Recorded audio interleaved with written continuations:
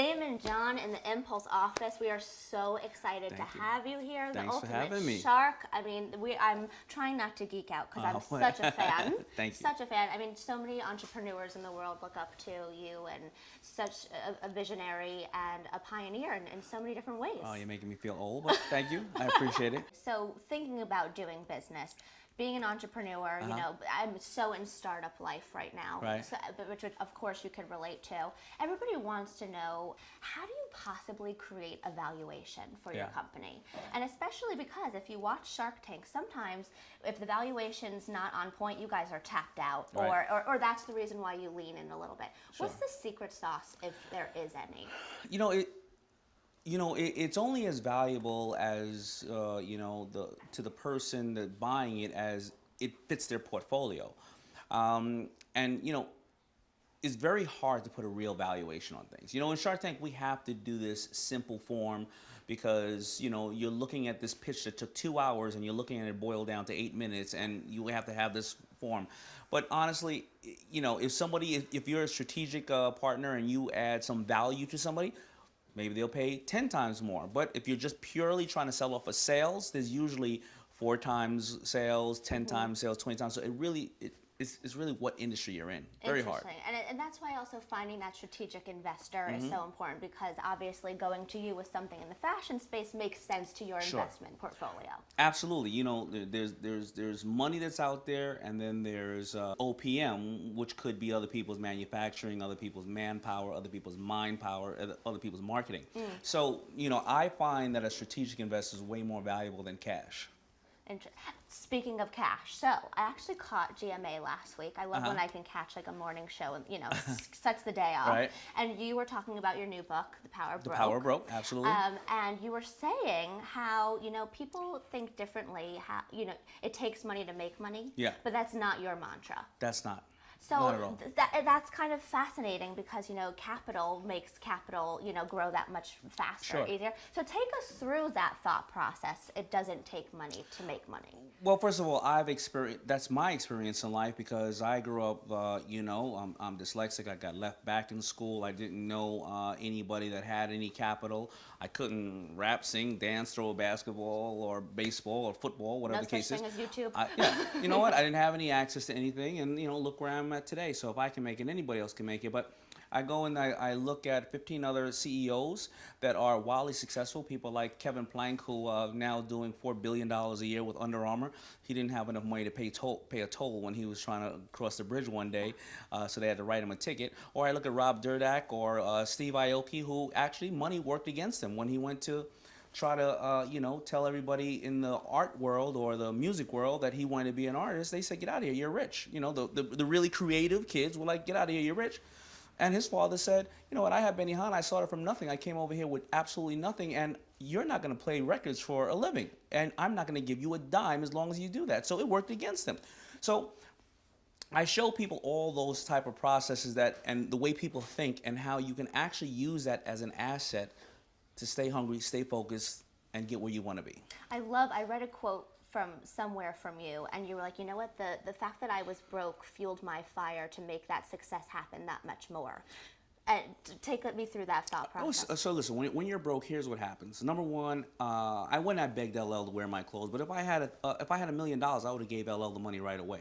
Number one. Number two is I stayed on selling my little hats for 2 years because I didn't have the money to go and say, let's do pants, let's do shoes and everything else. I had it because I didn't have any other resource. Right. I closed FUBU down 3 times from 89 to 92 because I ran out of money. $1,000 here, $2,000 there. But it made me realize how badly I wanted to do this business, and that's why I jumped back into this business.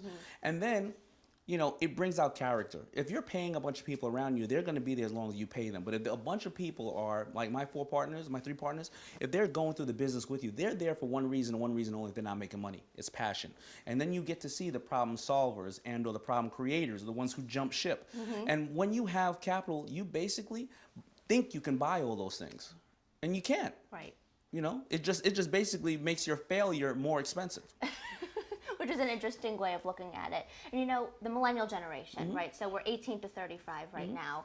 One of the reasons why I got into the millennial space was because I was so frustrated that there was only negative stereotypes being talked about this generation. Absolutely. Lazy, narcissistic, entitled, self-absorbed, you know, the instant gratification generation. Sure. We have the attention span of a goldfish, you know. Yep.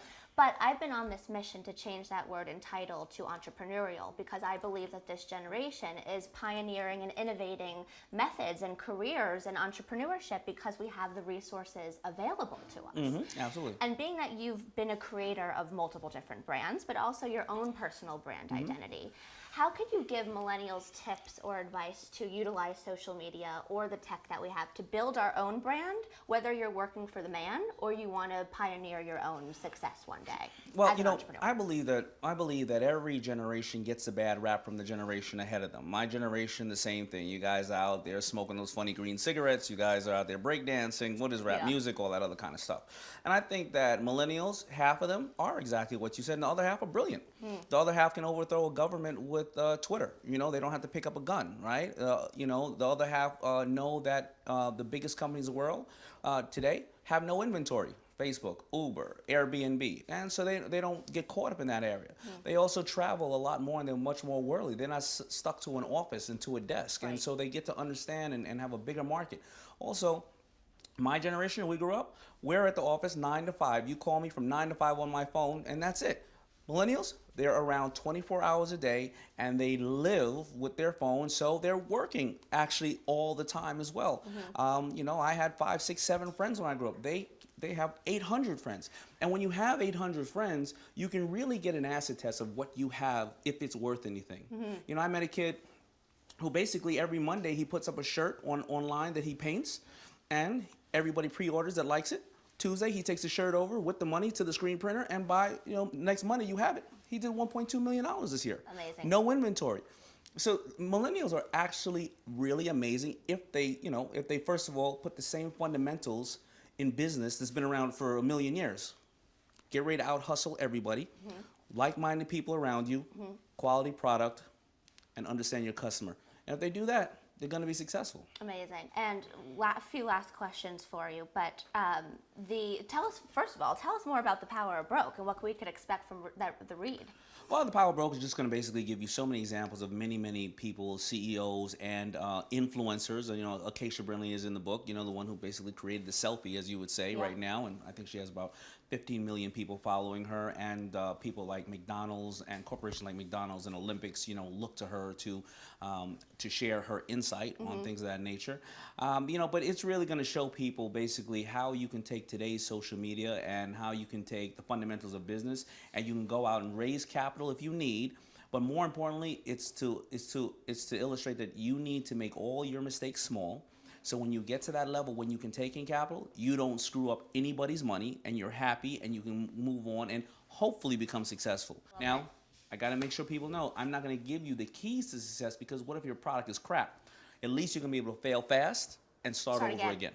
Exactly. Love it. Well, it's so excited to have you here today. Thank you for having me. For more information on Daymond John, you can visit his website, DaymondJohn.com. DaymondJohn.com, or you go to powerbroke.com as well. Powerbroke.com. Get that read. So exciting. Thank you very much. Thank you. Appreciate it.